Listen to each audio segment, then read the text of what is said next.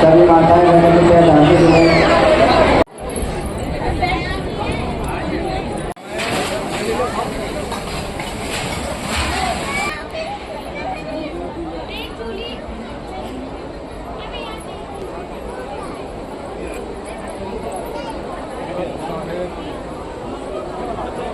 आए थे है ना, और त्रेताम राम आए थे, द्वापर में कृष्ण जी आए थे है ना, और कलयुग में कल की अवतार आएगा। तो ये चार ही है।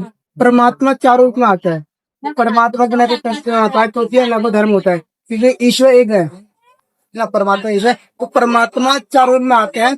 पहला युग होता है सतयुग, उसमें परमात्मा का नाम सच्चित होता है।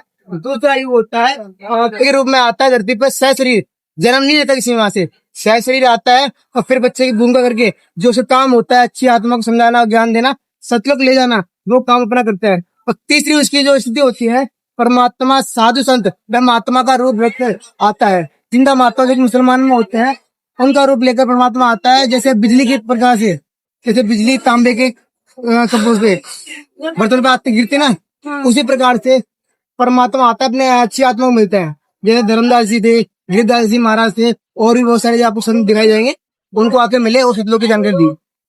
क्योंकि क्या था, जो सिकंदर था ना, इसे एक जलन की बीमारी थी। जलन की बीमारी में क्या होता है कि पूरे शरीर जलने लग जाता है, दिखता नहीं है, ऊपर से लगे नॉर्मल है लेकिन अंदर से जलन होती है। तो इसका इलाज कहीं नहीं हुआ, केवल कबीर परमात्मा ने किया था, जिस कारण से वो उनको परमात्मा मानने लगा। अब क्या है कि शेख तकी की जो इज्जत थी वो तो रेपुटेशन हटेगी, अब कबीर जी को इज्जत देने लगा वो। उसको देखकर उसने झूठी चिट्ठियां फैलाई थी कि कबीर जी 3 दिन का भंडारा करेंगे, जिसमें एक दोहर एक मोहर देंगे। दोहर क्या होता है, दोहर कंबल होता है, पहले के जमाने में महंगे महंगे कंबल होते थे वो वाले, और मोहर होती है 10 ग्राम सोने का सिक्का, तो वो दिया जाएगा। जितने बार कोई खाता है वहां पर भंडारा, तो उसे प्रति बार उसको चिट्ठी दी जाएगी। दोहर है मोहर। और कैंडी करते हुए तो वहाँ क्या हुआ, 10 लाख नाम को है ना, एक दोहर एक मोहर दे रहा है। और उसके बाद परमात्मा कबीर जी ने अपना दूसरा रूप बनाया, केशव बंजारा सतलोक से असरगर आए। अच्छा, जैसा कि चिट्ठी में लिखा हुआ था भंडारा सुबह कबीर, जिस अकॉर्डिंग दिखाया गया है।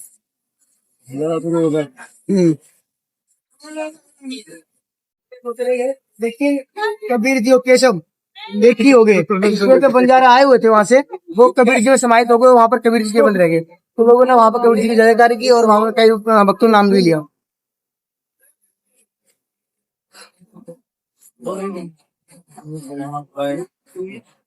इस वाणी में लिखा है कि पुरुष कबीर है, कुल के सिरजनहार। बताया गया जितनी चीज आपको दिख रही है ब्रह्मांड में ना, ये सब कुछ बाहर नहीं है, इसका जो बनाने वाला सृष्टि करने वाला क्रिएटर है, उसकी पावर के अकॉर्डिंग भगवान की सीमा की गई थी। ये अभी 1-1.5 वर्ष पहले जब अयोध्या में राम मंदिर बना था, तब आप लोगों, उसमें संत रामपाल जी महाराज द्वारा 1 से 1.5 महीने का भंडारा किया था फ्री में। तो राम भक्त आरती हुई, खाने की व्यवस्था, रहने की व्यवस्था, सोने की व्यवस्था सब संत रामपाल जी महाराज ने की थी। आपने देखा हुआ कि कुंभ के मेले में जो सरकार के हाथ में वर्चस्व था, संभालने का जो व्यवस्था थी सरकार के हाथ में थी, फिर भी वहाँ पे भगदड़ में 1 लोग मारे गए। पर क्यों? यहाँ पे समानता दी गई है, सबको, छोटे बड़े को नहीं। लेकिन वहाँ पर क्या था, सरकार अमीरों को फैसिलिटी दे रही है, गरीबों को कुछ नहीं था। तो वही चीज है कि भगवान जहाँ होता है वहाँ समानता होती है, भगवान के लिए सब बच्चे बराबर होते हैं। इसमें दिखाया गया है कबीर जी के 13 पंथ थे ना, तो उसके अकॉर्डिंग हमारे कबीर परमात्मा ज्ञान संत रामपाल जी महाराज चला रहे हैं। 13 पंथ जो परमात्मा है संत रामपाल जी महाराज जी हैं। तो ये दिखाएंगे किस किस को भगवान मिले थे और एक ज्ञान दिया, ज्ञान कबीर ही भगवान है। गुरु नानक को आप जानते होगा, गुरु नानक को जानते होगा ना, सिख धर्म के प्रवर्तक गुरु नानक, गुरुद्वारा जानते हो, उसमें इनको मानते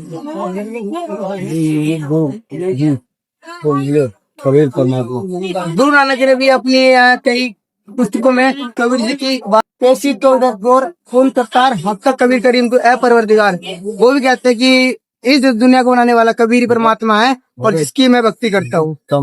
गुरु नानक भी चीज मानते हैं। उस सत्संग का प्रकरण था कि ब्रह्मा विष्णु महेश की भी जन्म मृत्यु हुआ करती है, तो मीरा भाई कैसे आप गलत क्यों बता रहे हो, ये तो भगवान है, ये थोड़ी मरते हैं। तो कबीर जी ने कहा कि ये लोग मरते हैं, ये प्रमाण दिखा रहे हैं, दिखाते प्रमाण उन्हें तो मानते नहीं। वो कहते हैं कि कृष्ण जी जो विष्णु के अवतार है वो मेरे सपने में आते हैं, मुझसे बात करते हैं, वो तो कभी बोलते नहीं कि मैं मरता हूँ। और वही जिन्हें बनाने वाले हैं, उन्होंने कंस को मारा, उन्होंने बहुत सारे उन्होंने काम किए। तो बताया कि भगवान जो होते देवता झूठ नहीं बोलते। अगर कृष्ण जी आपके सपने में आएंगे, उनसे पूछना क्या आपसे ऊपर कोई शक्ति है। जब अगले दिन मीरा भाई घर पर आई तो पूछा कृष्ण जी से कि ऐसी कोई बात है क्या आपसे ऊपर कोई शक्ति है।